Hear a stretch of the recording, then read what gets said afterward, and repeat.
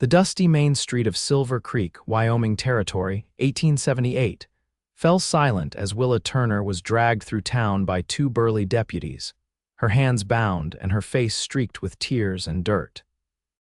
Onlookers whispered behind cupped hands as the young woman, known throughout the settlement for her kindness and hard work at the general store, protested her innocence while being hauled toward the courthouse like a common criminal.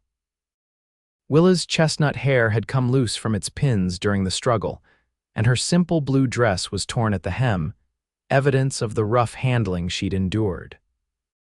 At 22 years old, she had never imagined finding herself accused of theft and facing a judge who was rumored to show little mercy, especially to women who didn't know their place. "I didn't take anything. Please, you have to believe me."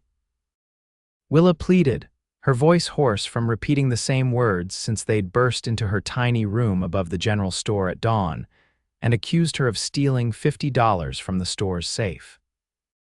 Deputy Simmons, a man with breath that reeked of whiskey even in the morning hours, tightened his grip on her arm. "Save it for Judge Henderson, miss. He's the only one who matters now." Silver Creek had grown rapidly in the 5 years since the railroad had come through, transforming from a dusty outpost to a town with aspirations of respectability. Those aspirations included a newly constructed courthouse and a circuit judge who visited every other month to dispense what passed for justice on the frontier. As they approached the courthouse steps, Willa caught sight of a tall figure dismounting from a chestnut stallion across the street. Something about the stranger's deliberate movements and the way he surveyed the scene made her heart skip a beat. He wore a dust-covered black coat over a faded blue shirt, and his dark cowboy hat was pulled low over his eyes, but she could feel his gaze following her as she was forced up the courthouse steps. Inside the courthouse, the air was stifling, heavy with the scent of sweat and tobacco. Willa was shoved toward the front, where a makeshift defendant's table had been set up facing Judge Henderson's imposing bench. The judge himself was already seated, his jowled face set in a permanent scowl beneath a shock of white hair. His black robes seemed to absorb what little light filtered through the windows, casting him in perpetual shadow. Mr. Parker, the owner of the general store and her employer for the past 3 years, sat on the prosecution side, refusing to meet her eyes. Beside him sat his nephew, Leonard Parker, a man whose advances Willa had repeatedly rejected. Leonard's thin lips were curled into a satisfied smile that sent a chill down her spine. "Court is in session," announced the bailiff, a former soldier with a wooden leg who thumped his cane for emphasis.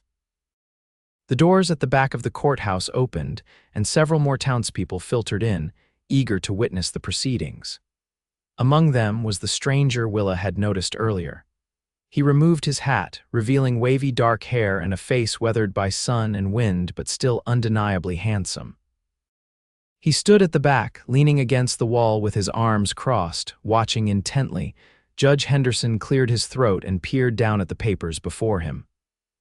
"Willa Turner, you stand accused of theft from your employer, Mr. Edward Parker. The sum of $50 was found missing from his safe, to which you had access as his clerk. How do you plead?" Willa's voice trembled but grew stronger as she spoke. "Not guilty, Your Honor. I have never stolen anything in my life." A murmur rippled through the crowd. Judge Henderson banged his gavel. "Order, Mr. Parker, please present your case." Edward Parker, a portly man with thinning hair and spectacles, rose to his feet. "Your Honor, it pains me deeply to bring these charges against Miss Turner. She has been in my employ for 3 years, and I trusted her completely. However, yesterday evening, I discovered that $50 was missing from my safe. Only Miss Turner and I know the combination. When confronted this morning, she became defensive and could not explain where she was yesterday between closing time and dinner." "That's not true," Willa protested. "You never asked me where I was." "Silence," Judge Henderson bellowed. "You'll have your chance to speak, young woman." "Continue, Mr. Parker." "Upon searching her quarters above my store, my nephew Leonard discovered this." Parker produced a small cloth bag that Willa had never seen before. Inside were $10 in coins and a receipt for a stage ticket to Denver, departing tomorrow morning. Willa gasped in genuine shock. "That's not mine. I've never seen it before." The judge's eyes narrowed. "Miss Turner, if you interrupt again, I'll hold you in contempt. Now, Mr. Parker, is there anything else?" "Only that Miss Turner has been acting strangely these past weeks. Secretive, nervous. I believed she was simply unwell, but now I fear she was planning her theft and escape all along." As Parker sat down, Leonard patted his uncle's shoulder in a show of support that made Willa's stomach turn. She knew Leonard had been furious when she'd rejected his proposal of marriage last month, threatening that she would regret her decision. "Miss Turner, what do you have to say in your defense?" Judge Henderson's tone suggested he'd already made up his mind. Willa stood on shaking legs. "Your Honor, I am innocent. I was at Mrs. Abernathy's house yesterday evening helping with her newborn twins. I left the store at closing time, just after 5 o'clock, and went directly there. I stayed until nearly 9 when her husband returned from his work at the telegraph office." The judge looked unimpressed. "Is Mrs. Abernathy present to corroborate this?" "No, Your Honor. She's confined to bed still, with the babies only a week old." "Convenient," muttered Leonard loudly enough for all to hear. "As for the bag and money, I've never seen them before. Someone must have placed them in my room to frame me." Willa's eyes darted to Leonard, whose smirk only widened. Judge Henderson sighed heavily. "Miss Turner, that's a serious accusation without evidence. This court deals in facts, not wild speculations about conspiracies." "If I may, Your Honor." The deep voice from the back of the room caused everyone to turn. The stranger had stepped forward, his hat now held respectfully in his hands. As he moved toward the front, Willa noticed a marshal's badge pinned to his vest that had been hidden beneath his coat. "And who might you be, sir?" The judge sounded annoyed at the interruption. "Clay Richards, United States Marshal." His voice carried authority but remained calm. "I've been tracking a stagecoach robbery ring across 3 territories. I arrived in town last night and believe I have information relevant to this case." The courtroom erupted in whispers. A U.S. Marshal was a rare sight in Silver Creek, and his intervention in a local theft case was unprecedented. "Marshal Richards, this is a simple case of employee theft. What possible connection could it have to your investigation?" Judge Henderson asked. "If I may approach, Your Honor." When the judge nodded reluctantly, Marshal Richards walked forward with confident strides. He stood beside Willa but addressed the judge directly. "The stagecoach robberies have followed a pattern.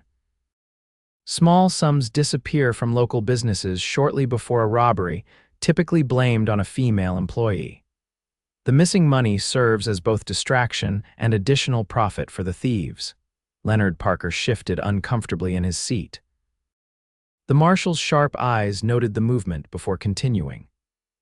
"I stopped at the saloon last night and overheard a conversation between 2 men discussing plans for today's inbound stage, which is carrying a Wells Fargo shipment of nearly $5,000. Marshal Richards turned slightly toward the prosecution table. One of those men was Mr. Leonard Parker. Leonard jumped to his feet. "That's an outrageous lie. Uncle Edward, are you going to let this stranger slander me?" The marshal continued calmly. "I've been observing Mr. Leonard Parker since dawn. He met with 2 known members of the Harkins gang behind the livery stable at 6 this morning, shortly before Miss Turner was arrested. I believe he planted the evidence in her room during the commotion." Judge Henderson's face had turned from skeptical to grave. "These are serious accusations, Marshal. Do you have proof?" "I do." Clay reached into his coat and withdrew a folded paper. "This is a telegram from the marshal in Cheyenne confirming that Leonard Parker was identified as an associate of the Harkins gang 3 months ago. Furthermore, I have this." He produced a small notebook. "Mr. Parker's personal ledger, which I recovered from his saddlebag while he was meeting with his associates. It contains detailed notes on stagecoach schedules and the division of stolen funds." Leonard's face drained of color. In a sudden movement, he lunged for the door, shoving past the bailiff. His escape was short-lived. As he burst through the courthouse doors, two deputies who had been positioned outside by Marshal Richards tackled him to the ground. The courtroom descended into chaos. Judge Henderson banged his gavel repeatedly, calling for order. When the commotion finally subsided, Leonard had been brought back in, his hands cuffed behind his back. "Uncle Edward, don't let them do this," Leonard pleaded. "It's all a misunderstanding." Edward Parker stared at his nephew with a mixture of shock and betrayal. "Leonard, what have you done?" Judge Henderson cleared his throat. "In light of this new evidence, this court dismisses all charges against Miss Willa Turner." "Marshal Richards, I assume you'll be taking Mr. Leonard Parker into federal custody." "Yes, Your Honor, along with his two accomplices who are currently being apprehended at their camp outside town." The judge nodded. "Then this court is adjourned." He banged his gavel one final time. As the crowd dispersed, murmuring excitedly about the dramatic turn of events, Willa remained at the defendant's table, overwhelmed by the sudden reversal of her fortunes. Her wrists were raw where the ropes had bound them, and the reality of how close she had come to being convicted on false charges made her legs weak. "Miss Turner." Marshal Richards approached, his expression softening as he addressed her directly for the first time. "I apologize for not intervening sooner. I needed to ensure we caught all members of the gang." Willa looked up into eyes the color of a summer sky, finding kindness there that had been absent from most faces she'd seen that day. "You saved me from prison, Marshal. I don't know how to thank you." "Clay, please, and no thanks are necessary. Justice was served, that's all." He offered her his arm. "May I escort you home? You've had quite an ordeal." As they stepped out into the bright afternoon sunlight, Willa was acutely aware of the stares from townspeople who had been ready to condemn her hours earlier. Some looked ashamed, others curious about the handsome marshal at her side. "I'm afraid I can't return to my room at the general store," Willa said quietly. "Not after this." Clay nodded in understanding. "The hotel has a vacant room. I took the liberty of securing it for you, at least until you decide what you'd like to do next." "That's very kind, but I couldn't, please. It's the least I can do." His smile was warm, genuine in a way that made her heart flutter despite the stress of the day. As they walked toward the Silver Creek Hotel, Clay explained how he had been trailing the Harkins gang for months after they had robbed a stagecoach carrying military payroll in Colorado territory, killing 2 guards in the process. "When I arrived in Silver Creek last night and heard about a young woman being accused of theft, it fit the pattern I'd seen in other towns. The gang creates a distraction with a smaller crime before their main heist." He glanced at her. "I'm only sorry you were caught in the middle." "I still don't understand why Leonard would target me specifically," Willa said, though she had her suspicions. Clay's expression darkened slightly. "From what I gathered, he had personal reasons." The bartender mentioned Leonard had been nursing a grudge against that Turner girl who thought she was too good for him. Willa felt her cheeks burn. "He asked me to marry him last month. I refused. He wasn't kind about it." They reached the hotel, a 2-story building that was the pride of Silver Creek, with actual glass windows and a painted sign. Inside, the clerk handed Willa a key without question, clearly having been briefed by the marshal earlier. "Room 204, Miss Turner. Your bags were delivered an hour ago." Willa looked questioningly at Clay, who shrugged. "I had Deputy Miller collect your things from the general store. I hoped you wouldn't have to face Mr. Parker again so soon." The thoughtfulness of the gesture touched her deeply. "Thank you, Marshal Clay, for everything. Would you allow me to check on you tomorrow? Perhaps we could have breakfast in the hotel dining room. I imagine you might have questions once you've had time to rest." Willa nodded, suddenly aware of how exhausted she truly was. The events of the day had drained her completely. "I'd like that very much." As Clay tipped his hat and turned to leave, Willa called after him.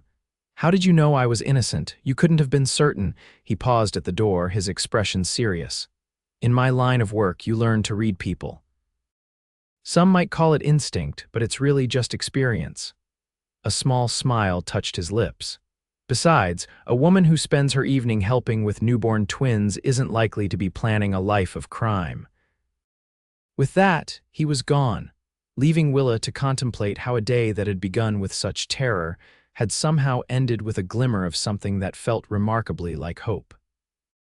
The hotel room was simple but clean, with a real feather mattress and cotton sheets that felt luxurious after her narrow cot above the general store.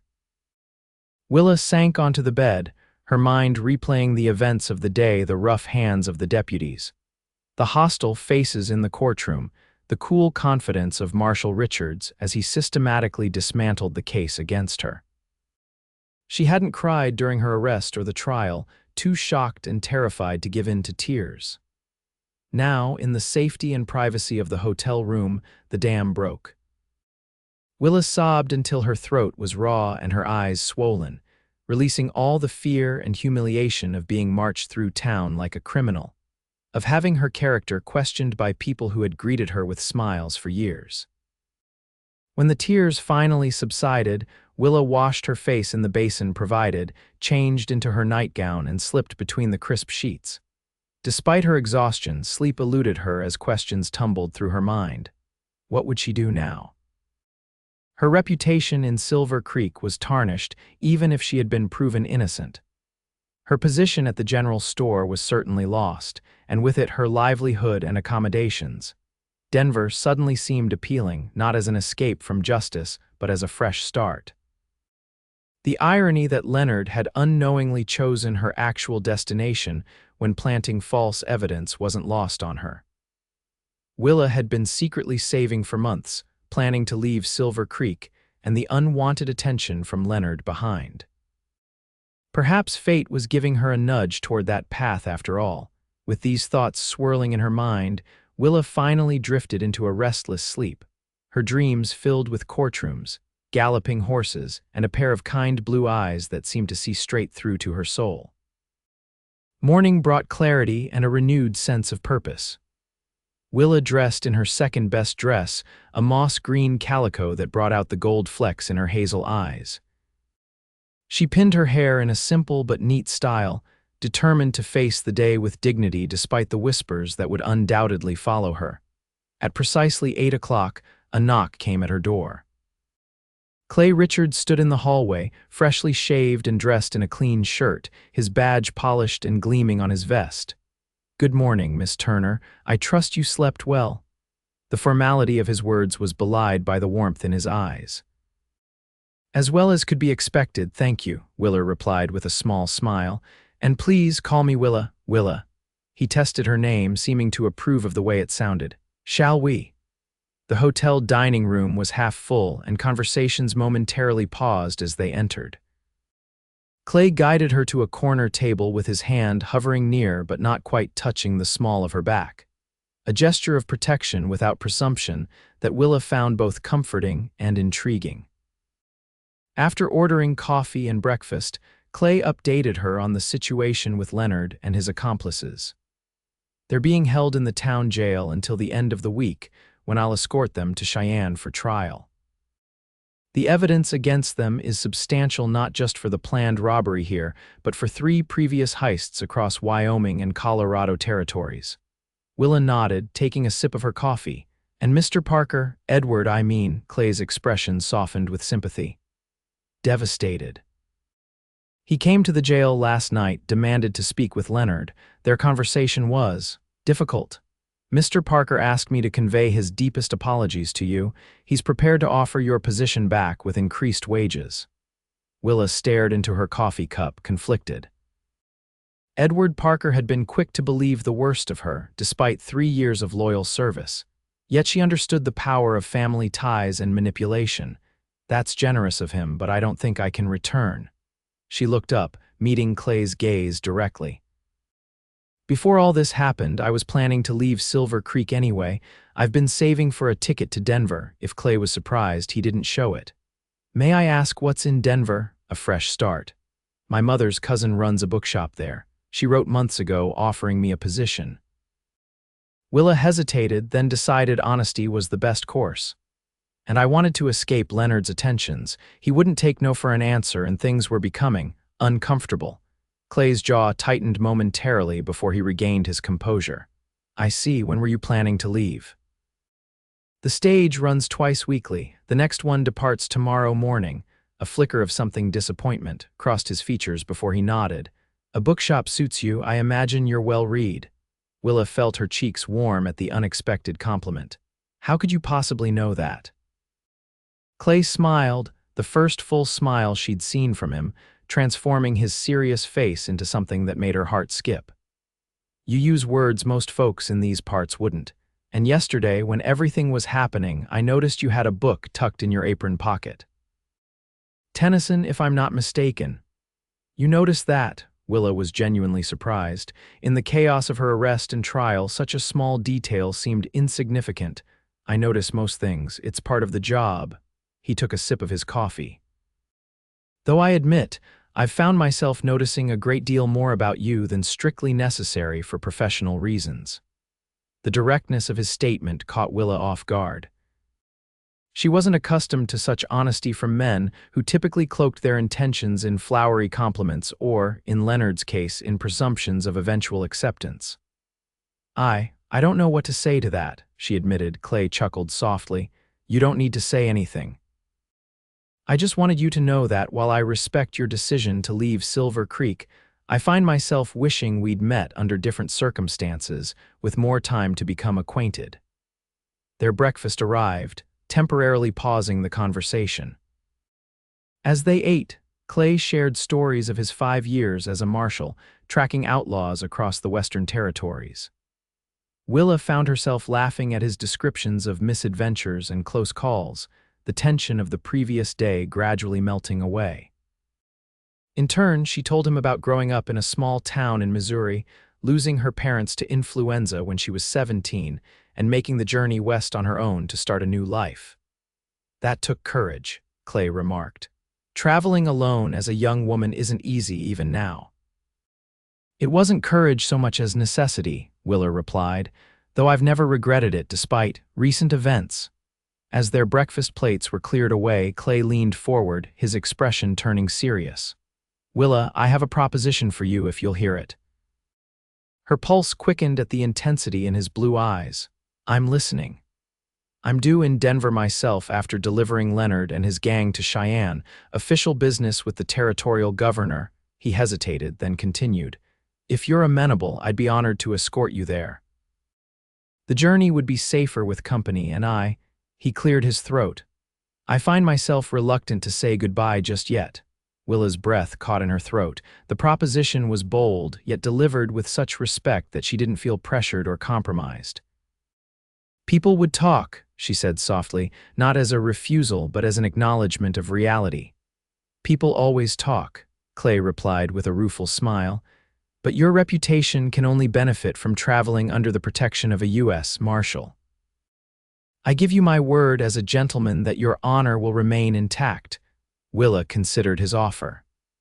The journey to Denver by stagecoach was arduous and sometimes dangerous, particularly for a woman traveling alone.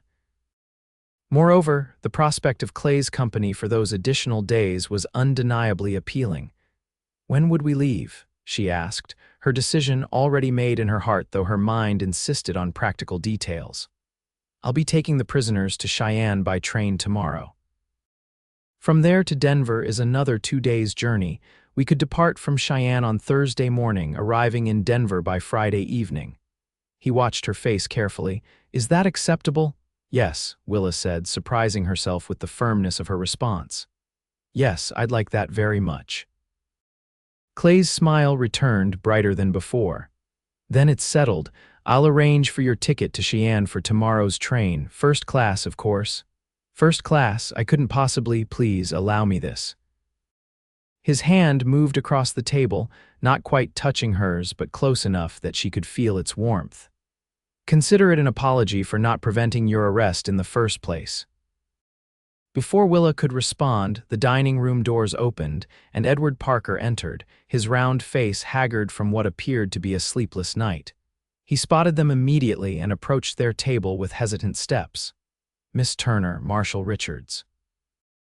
He nodded to each of them, his eyes lingering on Willa with obvious distress. Might I have a word? Clay looked to Willa, leaving the decision to her. After a moment's consideration, she nodded. Please sit down, Mr. Parker. The storekeeper lowered himself into an empty chair, his hands fidgeting with his hat. Miss Turner, I've come to offer my most sincere apologies. My behavior was inexcusable. I allowed family loyalty to blind me to the truth, and you suffered greatly for it. Willa studied the man who had been both employer and father figure to her for 3 years.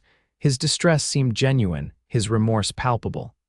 I understand family loyalty, Mr. Parker. Leonard is your flesh and blood. Her voice was gentle but firm. What pains me is how quickly you believed the worst of me, despite all our years together.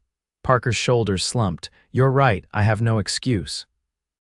The Marshal has explained everything to me, how Leonard targeted you after you refused his proposal, how he's been involved with the Harkins gang for months. He swallowed hard. I was a fool not to see what was happening right under my nose. You weren't the only one deceived, Clay interjected kindly. Leonard fooled a lot of people. Parker nodded gratefully at the Marshal before turning back to Willa. I've spoken with Judge Henderson this morning. He's agreed to make a public statement clearing your name completely. And as I told the Marshal, your position at the store remains open, with increased wages and improved accommodations, should you wish to return. Willa exchanged a glance with Clay before responding. That's very generous, Mr. Parker, but I've made arrangements to leave Silver Creek.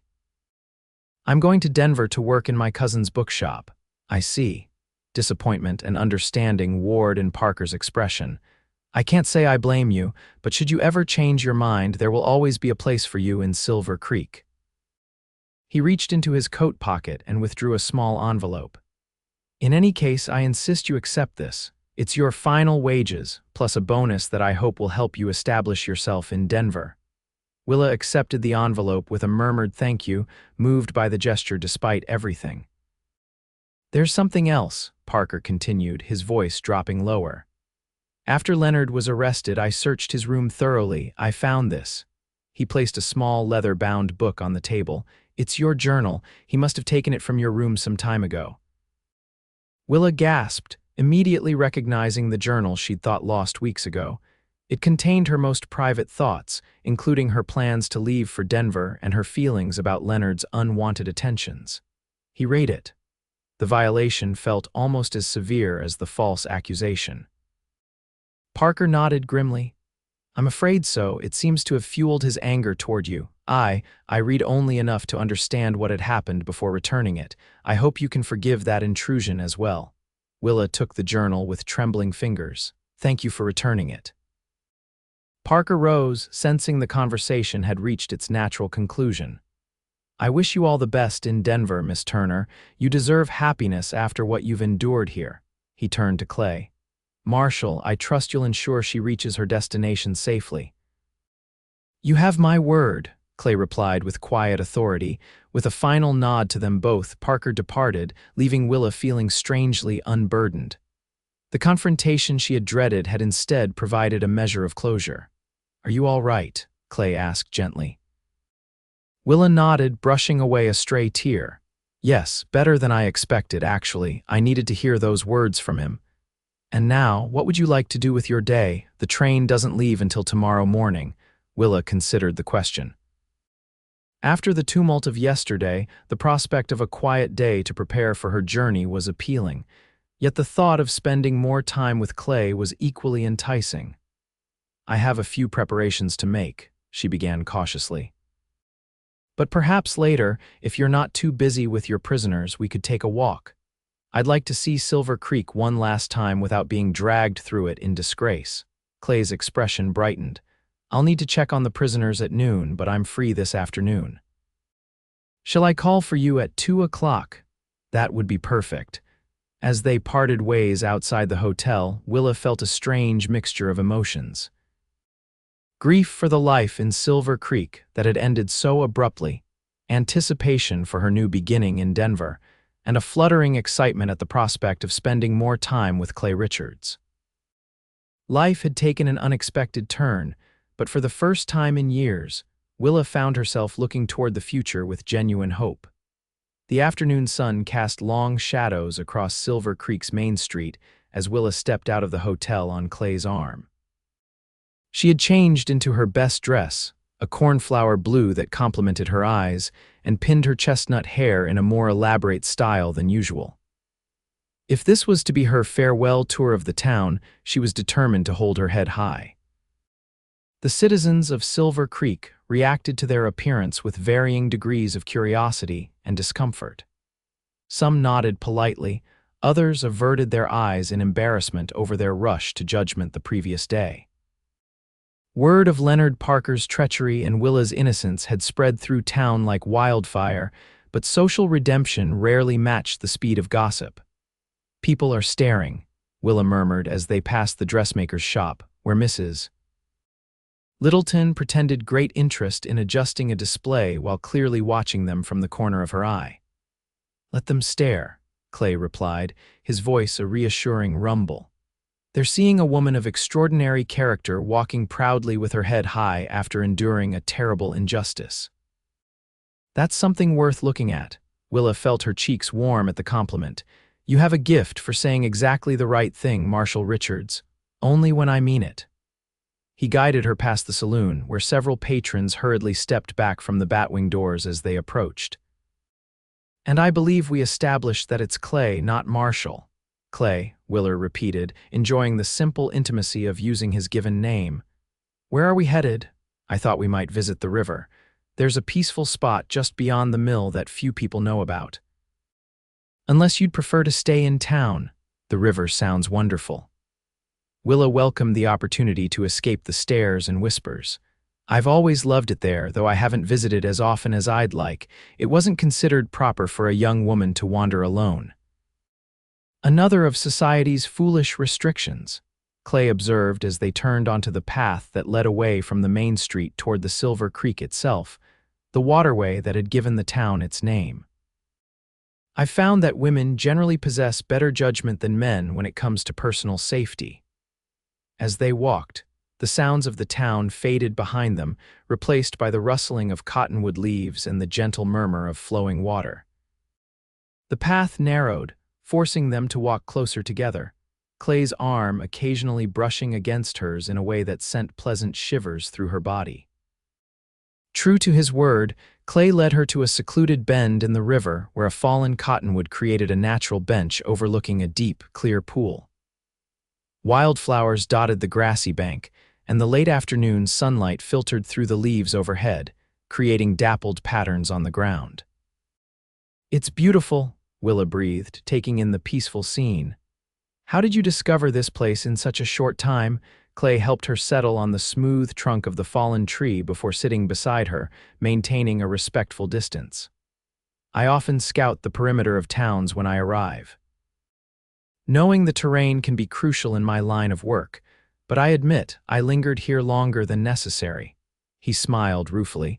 "Even marshals need moments of peace." Willa studied his profile as he gazed out over the water. The hardness she'd first noticed in his features had softened, revealing a gentleness that seemed at odds with his dangerous profession. "May I ask you something personal?" she ventured. Clay turned to face her, his blue eyes curious. "Of course. What made you become a marshal?" "It seems a lonely life, constantly moving from town to town, always in danger." He considered the question for a moment, absently running his thumb along the brim of the hat he held in his hands. "My father was a sheriff in a small town in Texas. When I was 16, he was killed trying to stop a bank robbery. The men responsible were never brought to justice." Clay's voice remained steady, but Willa could hear the old pain beneath his words. "I decided then that I wanted to make sure outlaws couldn't simply ride away from their crimes." "I'm sorry about your father," Willa said softly. "Thank you. It was a long time ago now." Clay's gaze returned to the river. "As for the loneliness, yes, it can be solitary work, but there's satisfaction in knowing I'm making a difference, protecting good people from those who would harm them." He glanced at her with a small smile. "As for the constant movement, I've been thinking lately that perhaps it's time to consider a more permanent arrangement." "Oh," Willa's heart skipped a beat at the implication in his words. "The Denver office has offered me a position as chief marshal for the district. Less traveling, more administrative work, but still keeping the law." His eyes held hers. I've been considering accepting. Denver, Willa repeated, the single word laden with meaning. Denver, Clay confirmed, his smile broadening. Quite a coincidence, isn't it? Before Willa could respond, a sharp crack echoed through the trees, the unmistakable sound of a gunshot from the direction of town. Clay was on his feet in an instant, his relaxed demeanor vanishing as he transformed back into the vigilant lawman. "Stay here," he instructed, pulling his revolver from its holster. "What is it?" Willa stood as well, alarmed by the sudden tension. "Probably nothing, but I need to check." Clay's expression was grim. "Please, Willa, stay out of sight until I return." With that, he was gone, moving swiftly and silently back toward town. Willa watched him disappear among the trees, her momentary peace shattered by anxiety. Despite his instructions, she couldn't bear to wait alone, wondering what was happening. After a few minutes of internal debate, she gathered her skirts and followed the path back toward Silver Creek. As she neared the edge of town, the commotion became apparent. People were running toward the jail and more shouts could be heard. Willa hesitated at the corner of the livery stable, torn between obeying Clay's directive to stay hidden and her need to know he was safe. "Miss Turner." Deputy Miller spotted her and hurried over, his young face flushed with excitement. "You shouldn't be here, madam. There's trouble at the jail." "What happened? Is Marshal Richards all right?" The words tumbled out in a rush of concern. "The marshal's fine, but Leonard Parker and one of his gang broke out. Somehow they got a gun, shot the guard." Miller glanced over his shoulder nervously. "The marshal's organizing a search party now. Is the guard—" Willa couldn't bring herself to finish the question. "Wounded, not killed." "Doc's with him now." Miller touched her elbow gently. "Please, miss, you should get somewhere safe. Leonard was, well, he was shouting some threats about you when they rode out." A cold dread settled in Willa's stomach. "Threats. Said he wasn't finished with you yet." Miller looked uncomfortable. "The marshals posted men at the hotel to protect you, but—" "I wasn't at the hotel," Willa realized with growing alarm. "Clay doesn't know where I am." As if summoned by her words, Clay appeared from the direction of the jail, his expression thunderous until he spotted her. Relief and anger warred on his face as he strode toward them. "Willa, I told you to stay put." His voice was sharp with worry rather than real anger. "I heard the shot. I couldn't just wait without knowing what had happened." She reached for his arm instinctively. "Deputy Miller says Leonard escaped, that he was making threats about me." Clay's jaw tightened as he shot a look at the young deputy, who had the good sense to appear apologetic for alarming her. "Leonard and Pete Harkins overpowered the guard during the meal delivery. They are armed and mounted now." Clay placed his hand over hers where it rested on his arm. "I've got men searching every trail out of town, but I need to get you somewhere secure." "The hotel," Willa suggested, trying to keep her voice steady despite the fear building inside her. Clay shook his head. "Too obvious. Leonard knows you're staying there." He thought for a moment. "The church, Father Matthews, will let us use the small room at the back. Few people know it exists, and it has only one entrance to defend." Without further discussion, Clay guided her toward the whitewashed church at the far end of town, keeping to the back alleys and maintaining a vigilant watch. Deputy Miller followed a few paces behind, his hand on his gun. The small Episcopal church was empty except for Father Matthews, a gray-haired man with kind eyes who asked no questions when Clay explained the situation. He immediately led them to a small chamber behind the altar, originally designed as a vestry, but now used primarily for storage. "No one will think to look for you here," the priest assured Willa as he lit a lamp. "There are blankets in that chest if you get cold, and I'll bring some food shortly." "Thank you, Father," Clay said, checking the room's single window, which was small and high on the wall. "Deputy Miller will remain outside the main doors. I need to join the search, but I'll return as soon as possible." "You're leaving?" Willa couldn't keep the apprehension from her voice. Clay crossed to her, taking both her hands in his. "I have to. Leonard is dangerous and desperate now. The sooner we recapture him, the safer everyone will be." His eyes searched hers. "I won't let him harm you, Willa. You have my word." The intensity of his promise calmed her somewhat. "Be careful, Clay, please, always." He squeezed her hands gently before releasing them. Lock the door behind me, and don't open it for anyone but Father Matthews or myself." After Clay and the priest departed, Willa secured the heavy wooden door as instructed.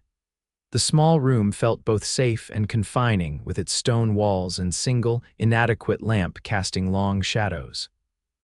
She tried to distract herself by examining the books stacked on a small shelf, theological texts and church records that held little interest under normal circumstances, and even less now.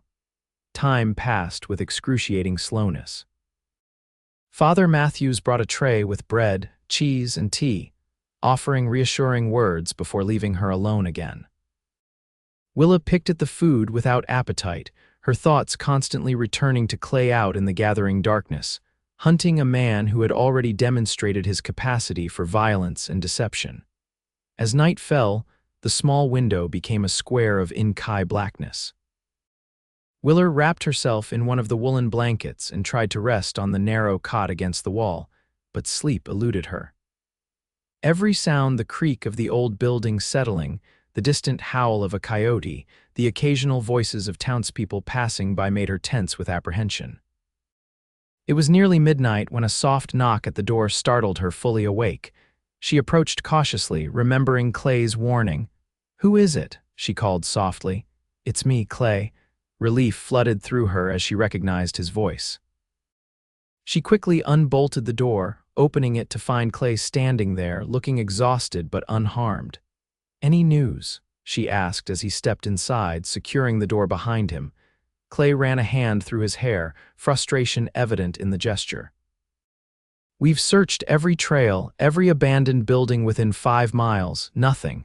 It's like they vanished into thin air." He sank onto a wooden chair, the weariness of the day finally catching up with him.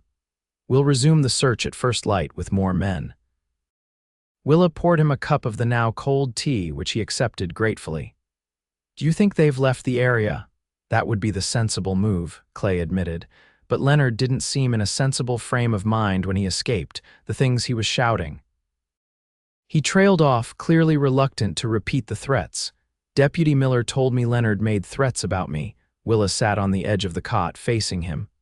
"I need to know what he said, Clay." Clay's expression hardened. "He blamed you for his capture. Said he'd make you pay before leaving the territory." He leaned forward, his voice gentle but firm. "Which is why we're postponing our departure. No train, no stagecoach. We stay here where I can protect you until he's recaptured." Willa nodded, accepting the wisdom of his decision despite her disappointment at the delay. "How long do you think that will take?" "Hard to say. Leonard and Harkins are desperate men, but they're not experienced at evading a proper manhunt. My guess is they'll make a mistake within a day or two." Clay set down his empty cup. "In the meantime, you'll stay here where it's safe." "Here, in the vestry." Willa looked around at the small, Spartan room. "It's the safest option. Leonard won't think to look for you in the church, and there's only one entrance to guard." Clay's tone brooked no argument. "I've assigned Deputy Miller to remain outside at all times, and I'll be here when not leading the search." Willa recognized the logic, even as she chafed at the confinement. "And our journey to Denver, delayed, not canceled." Clay's expression softened. "I promised to see you safely to Denver, and I intend to keep that promise." Something in his voice, a depth of feeling beyond professional obligation, made Willa's heart beat faster. In the intimate confines of the small room, with only the soft lamplight between them, the connection that had been building since their first meeting seemed to intensify. "You should try to sleep," Clay said, breaking the moment. "I'll keep watch." "There's only one cot," Willa observed. "I've slept in worse conditions than a wooden chair," he assured her with a small smile. Martial training includes the ability to sleep sitting upright. Despite her concern for his comfort, Willa was too exhausted to argue. She returned to the narrow cot, pulling the woolen blanket around her shoulders. Clay extinguished the lamp, plunging the room into darkness save for a faint moonlight filtering through the high window. "Clay," she whispered into the darkness. "Yes, thank you for everything." His voice came back warm and certain. "Sleep well, Willa. You're safe now." With that reassurance, Willa finally surrendered to exhaustion, drifting into sleep with the comforting knowledge that Clay Richards was keeping watch over her through the night. Dawn broke with a subtle lightening of the darkness at the high window. Willa stirred, momentarily disoriented by her unfamiliar surroundings before the events of the previous day came rushing back. She sat up to find Clay still in the chair, his eyes alert despite having maintained his vigil through the night. "Good morning," he said softly. "Did you sleep well?" Willa nodded, smoothing her rumpled dress self-consciously. "Better than I expected. Any news?" "Not yet." "Father Matthews brought fresh water for washing and some breakfast while you were sleeping." Clay gestured to a small table where a basin, cloth, and tray of food had been placed. "I'm going to join the search party soon, but Deputy Collins will replace Miller on guard duty. He's trustworthy." While Clay stepped outside to give her privacy, Willa made quick use of the washing basin and did her best to make herself presentable. The simple act of splashing cool water on her face and arranging her hair restored some sense of normalcy to the extraordinary situation. When Clay returned, they shared a quiet breakfast of bread, jam, and coffee.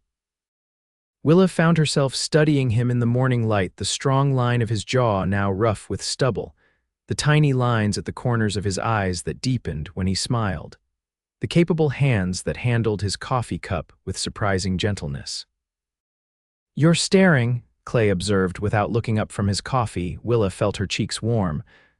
"I was just thinking that you must be exhausted. You didn't sleep at all." "I've gone longer without rest during pursuits."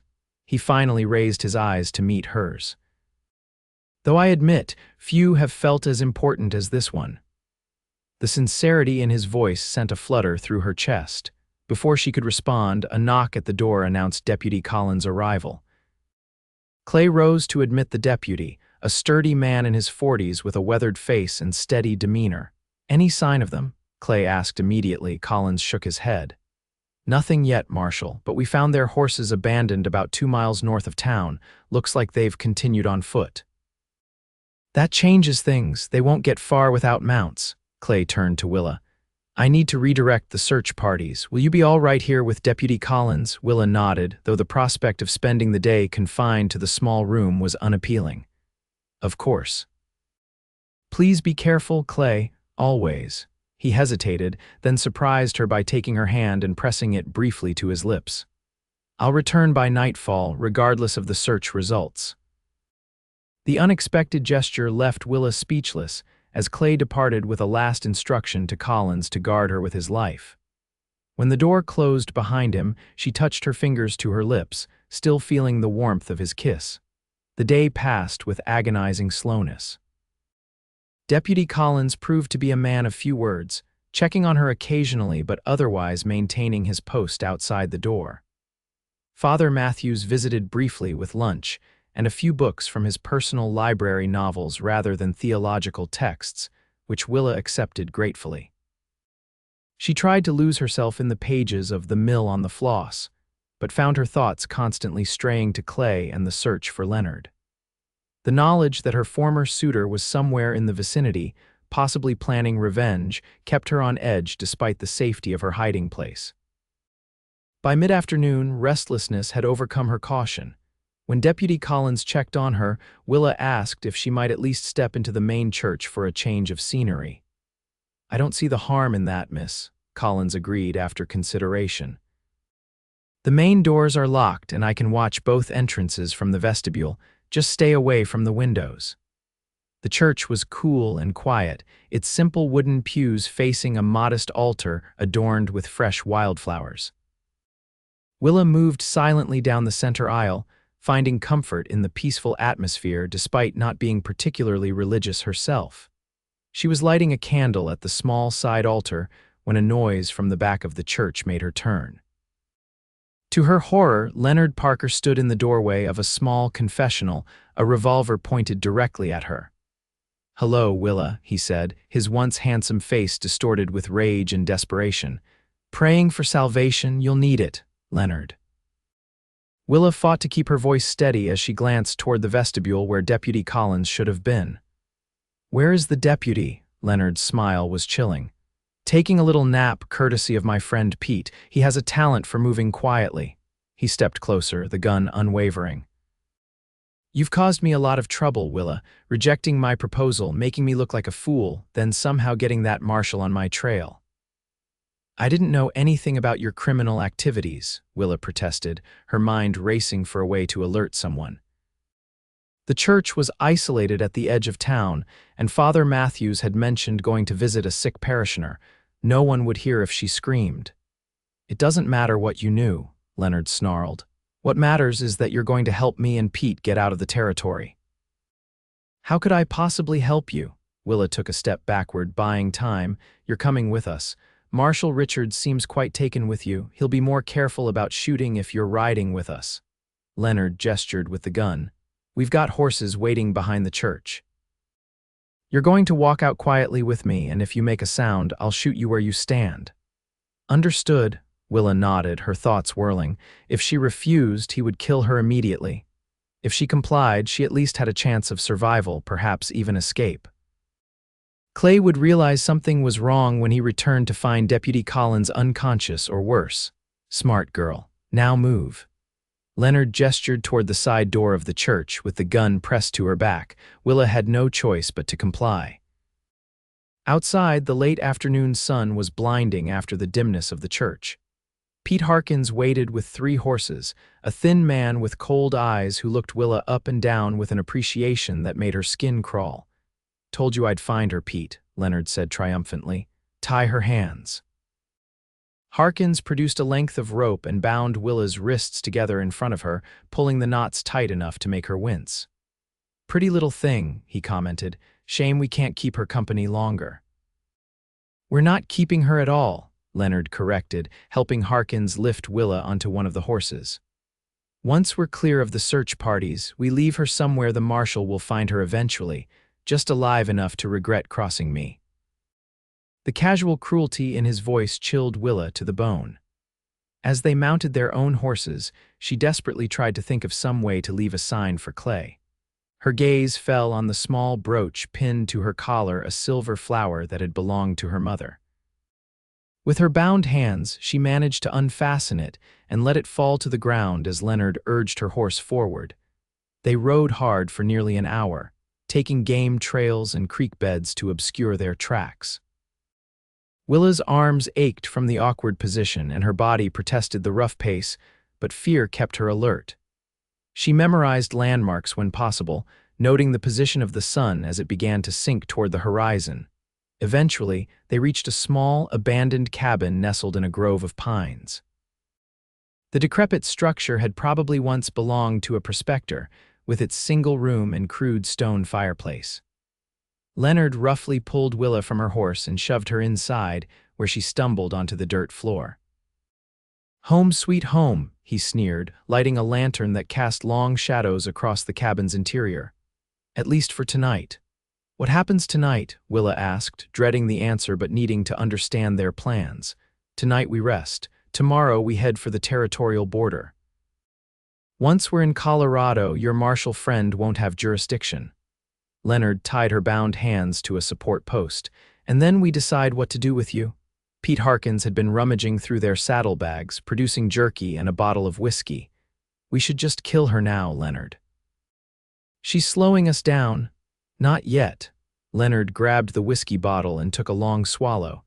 The marshal needs time to worry, to imagine what might be happening to his precious witness. That's part of my revenge.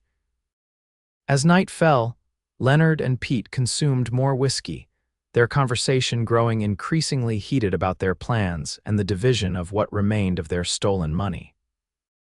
Willa sat silently against the post, trying to work at the ropes binding her wrists while keeping her movements hidden by her skirts. The knots were expertly tied, however, and after an hour of subtle effort, she had made little progress. Her captors eventually fell into an uneasy sleep, Leonard on a threadbare blanket near the door, and Pete slumped in the cabin's only chair. Alone with her thoughts in the dark cabin, Willa fought against despair. Clay would be searching for her by now, having returned to the church to find Deputy Collins and her missing. But would he find her brooch? Would he be able to track them through the careful route Leonard had chosen?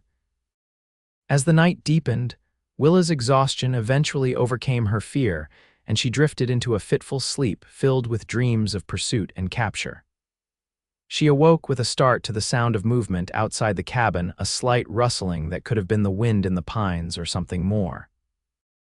Leonard and Pete were still asleep, the empty whiskey bottle lying on its side between them. Willa held her breath, straining to hear. There it was again, a deliberate sound, like someone trying to move quietly around the perimeter of the cabin. Her heart raced with hope. Could it be Clay? Or perhaps another member of the search party? She needed to alert them to her presence without waking her captors. With her feet, Willa carefully pushed a small pile of kindling that lay near the fireplace, causing it to collapse with a soft clatter. Leonard stirred but didn't wake. She tried again, this time managing to knock over a tin cup that had been left on the floor. The noise was enough to rouse Leonard, who sat up groggily. "What the hell?" he muttered, reaching for his gun. Before he could fully regain his wits, the cabin door burst open, and Clay Richards stood silhouetted against the night sky, his revolver aimed squarely at Leonard. "Don't move, Parker," Clay commanded, his voice deadly calm.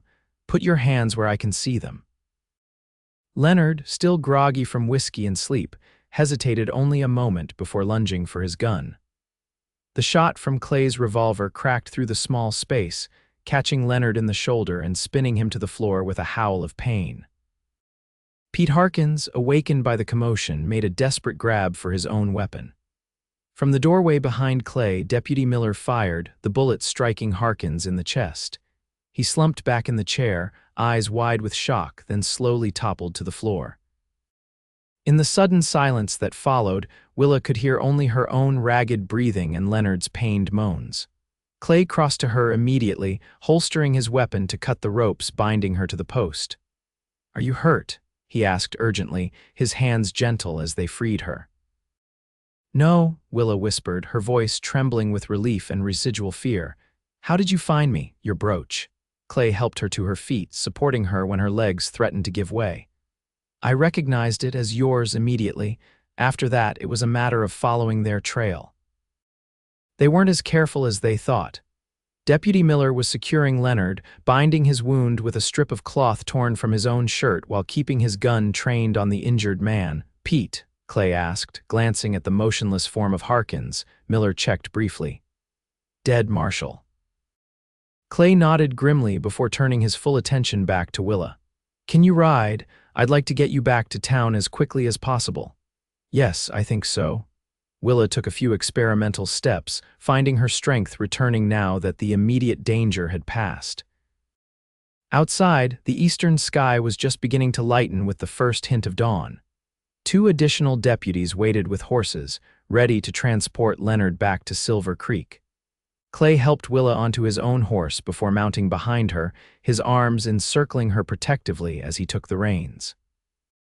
The ride back to town passed in a blur for Willa, the emotional and physical exhaustion of her ordeal finally catching up with her. She leaned back against Clay's solid presence, drawing comfort from his steady heartbeat against her back. As they approached Silver Creek, the town was just beginning to stir. Word of the rescue spread quickly, and by the time they reached the main street, several townspeople had emerged to witness their return.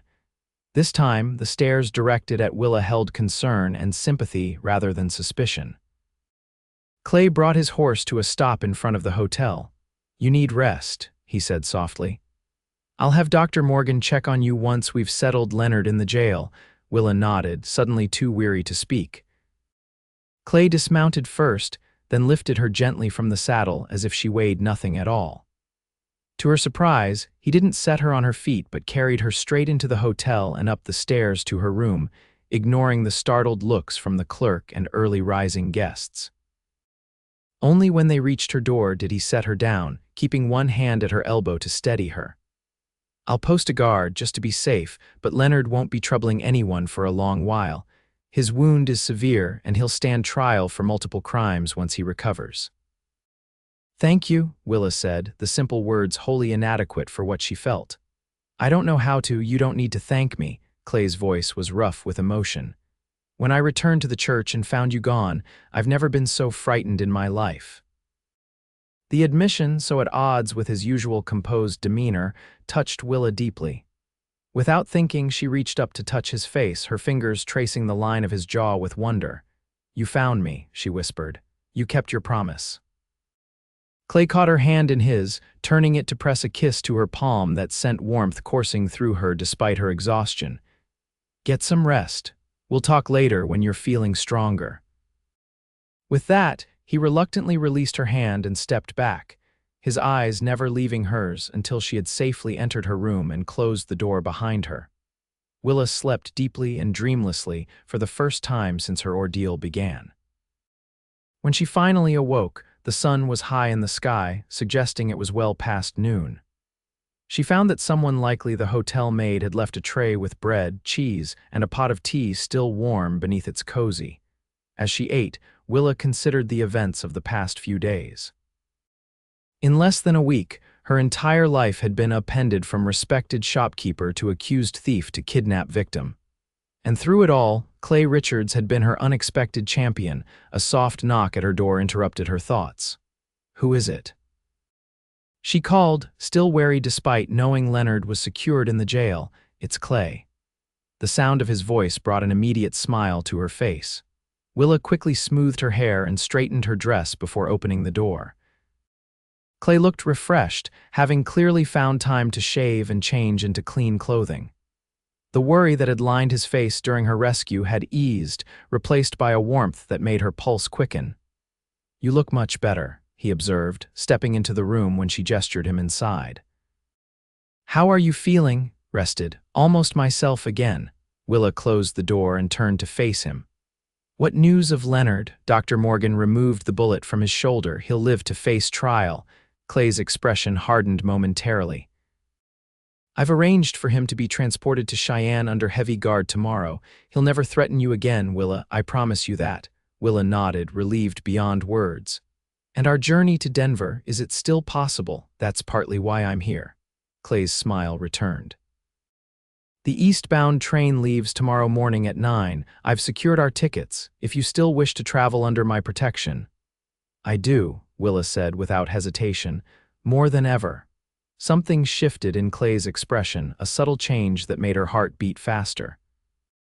He stepped closer, close enough that she could detect the faint scent of sandalwood soap and leather that she had come to associate with him. "Willa," he began, his voice lower than usual, "these past days have been extraordinary in many ways. I came to Silver Creek tracking outlaws and instead found—" He paused, searching for the right words. "I found something I wasn't looking for but now can't imagine being without."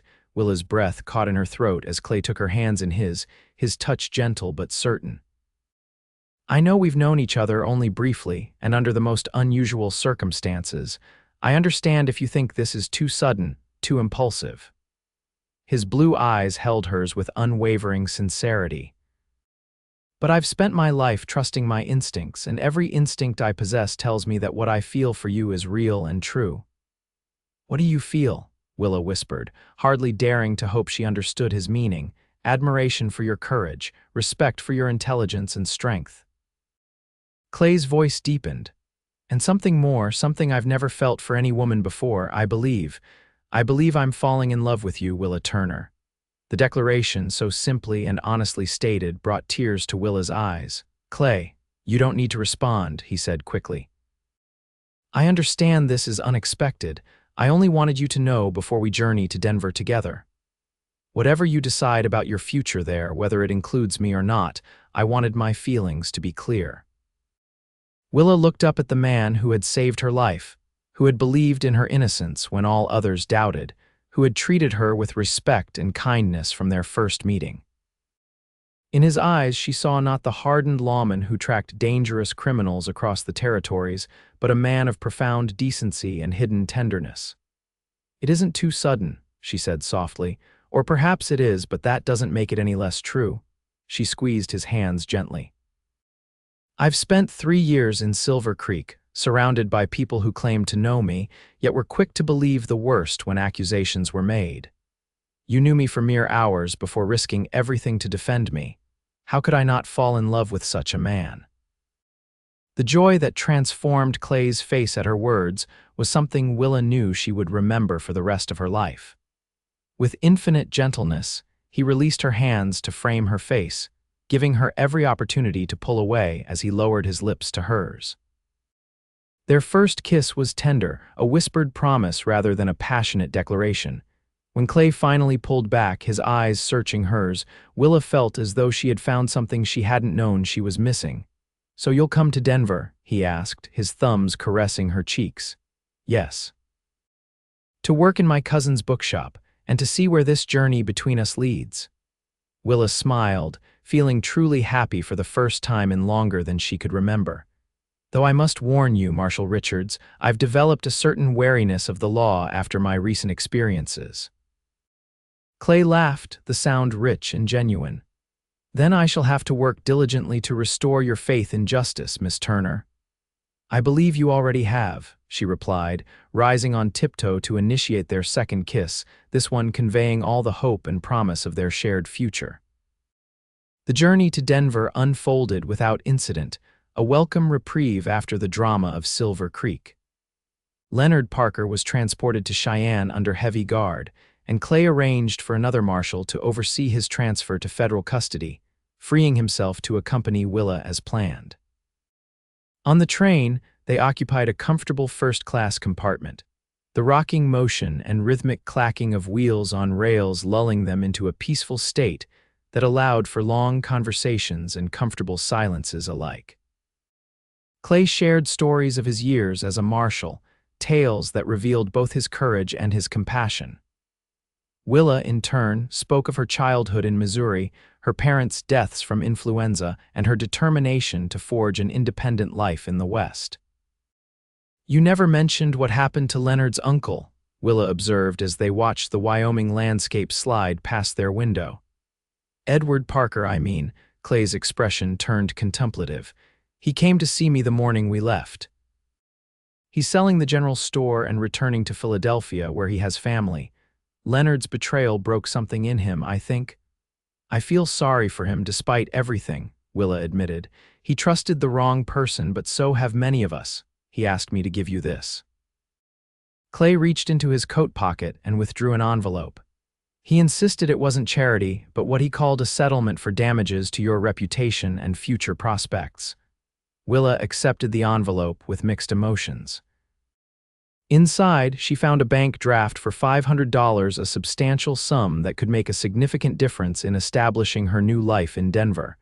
"That's very generous," she said softly, "and unexpected." He seemed genuinely remorseful, Clay observed. "Sometimes people surprise us in good ways as well as bad." Their arrival in Denver marked the beginning of a new chapter. Willa's cousin, Martha Holloway, welcomed her warmly to the thriving bookshop on Larimer Street, insisting she stay in the comfortable apartment above the store until she found her footing in the city. Clay took up his new position as chief marshal for the district, maintaining law and order with the same quiet authority he had demonstrated in Silver Creek. His office was just 3 blocks from the bookshop, allowing him to escort Willa home most evenings and join her for luncheon whenever his duties permitted. Denver in 1878 was a city of contrasts, elegant homes and rough saloons, refined ladies and frontier traders all existing side by side in a uniquely Western harmony. Willa found herself adapting quickly to city life, enjoying the lectures at the Athenaeum, the occasional theatrical performance, and the simple pleasure of walking through the bustling streets without the weight of small-town scrutiny. Throughout the fall and into winter, her relationship with Clay deepened from courtship to something more profound. He introduced her to his colleagues and the few friends he had made during his previous visits to Denver. She shared with him her growing circle of acquaintances from the bookshop, including several members of the Ladies' Literary Society who had welcomed her into their fold. The first snow of December transformed Denver into a wonderland of white. On a Sunday afternoon, Clay invited Willa for a sleigh ride through City Park, the jingle of bells and the crisp winter air creating a magical atmosphere that reminded Willa of Christmases from her childhood. "I have something to ask you," Clay said as they paused by the frozen lake, his breath forming clouds in the cold air. Willa's heart skipped a beat at the seriousness in his tone. Yes, Clay took both her gloved hands in his. These past months have been the happiest of my life. I've watched you build a new life here, seen your strength and determination, fallen more deeply in love with you each day. He smiled, his eyes crinkling at the corners in the way she adored. I find I can no longer imagine my future without you in it, Willa Turner. With practiced ease, Clay dropped to one knee in the snow, still holding her hands. From his pocket, he produced a small velvet box, opening it to reveal a delicate gold ring set with a single, perfect diamond. You do me the extraordinary honor of becoming my wife. He asked, his voice steady despite the emotion evident in his eyes. Tears of joy blurred Willa's vision as she squeezed his hands. Yes, Clay, yes, with all my heart. He slipped the ring onto her finger, then rose to pull her into an embrace that conveyed all the love and promise of their shared future. Their kiss, witnessed only by the bare winter trees and the distant mountains, sealed a bond that had begun in the most unlikely of circumstances, a false accusation, a courtroom revelation, and the unwavering belief of one man in the truth of a woman's innocence. Spring arrived in Denver with a riot of wildflowers and the sweet scent of renewal. On a perfect May morning in 1879, Willa Turner became Willa Richards in a simple ceremony at St. John's Episcopal Cathedral, attended by Martha Holloway, Clay's colleagues from the marshal's office, and the friends they had made during their months in the city. After the ceremony, as guests gathered for the modest reception at the bookshop, Clay drew his new wife aside for a moment of privacy. "Happy, Mrs. Richards?" he asked, his smile suggesting he already knew the answer. "Completely, Marshal Richards," Willa replied, leaning into his embrace. "Though I must confess, there are times I still can't believe how our story began. A false accusation, a desperate escape, a kidnapping." She shook her head in wonder. "It seems more like something from one of my novels than real life." "Real life is often more remarkable than fiction," Clay observed, brushing a stray curl from her face with tender fingers. "Though I could have done without the parts where you were in danger." "Without those parts, we might never have met," Willa pointed out. "You would have captured the Harkins gang eventually, but you might have left Silver Creek without ever speaking to the quiet shopkeeper at the general store." "I like to think we would have found each other somehow," Clay said softly. "Some connections are simply meant to be, regardless of the circumstances." As they rejoined their guests, Willa reflected on the extraordinary journey that had brought them to this moment. From the terror of being dragged before a judge on false charges to the joy of standing beside the man who had saved her in more ways than one. Her path had been neither straight nor easy. Yet every step, even the painful ones, had led her home to Clay, to love, to a future brighter than any she could have imagined in the dusty confines of Silver Creek. In the years that followed, Clay and Willa built a life together that balanced his dedication to justice with her love of literature and learning. They welcomed 2 children, a son named James after Clay's father and a daughter they called Elizabeth, who inherited her mother's chestnut hair and her father's clear blue eyes. Clay eventually transitioned from his role as marshal to a position as a judge, his experiences on both sides of the law giving him a unique perspective that made him respected throughout the Colorado Territory. Willa continued her work at the bookshop until Martha's retirement, when she took ownership of the business, expanding it to include a reading room that became a gathering place for Denver's intellectual community. Sometimes, on quiet evenings when the children were asleep, Clay and Willa would sit together on the porch of their comfortable home on the outskirts of the growing city, watching the sunset paint the distant mountains with gold and crimson. In those moments, they would often reflect on the strange twist of fate that had brought them together, a false accusation that had revealed the deepest truth of all. That love could be found in the most unexpected places, even in the wild heart of the American West.